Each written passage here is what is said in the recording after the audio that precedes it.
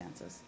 In response to Matt's questioning, you stated, I'm paraphrasing but faithfully, that we should not be surprised that a suspected terrorist might more readily agree to show up for an interview with a reporter than he or she would for a scheduled meeting with the U.S. Special Forces.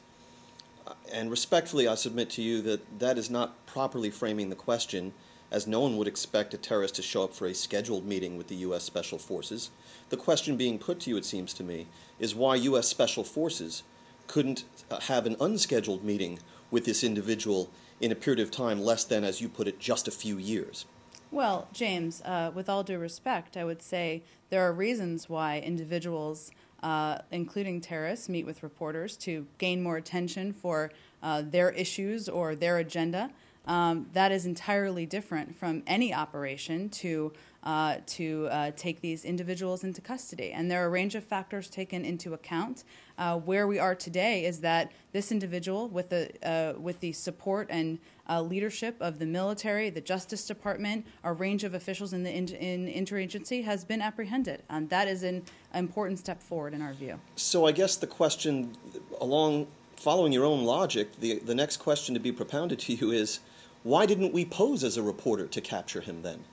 Well, we appreciate your view. If you're volunteering yourself for future endeavors, we'll take that into account. In other words, you're still not addressing the central question, Jen. You're not answering the question of why a reporter was able to get within 6 inches of this guy and U.S. Special Forces weren't for more than 2 years. What is the answer to that? Well, the answer, James, is that reporters have interviewed a range of terrorists in the past. There's nothing new about that. They have their own desire to get their story heard, their agenda heard. That's entirely different from taking the steps necessary to apprehend someone in a country, a third country, a second, not the United States, as has happened in this case.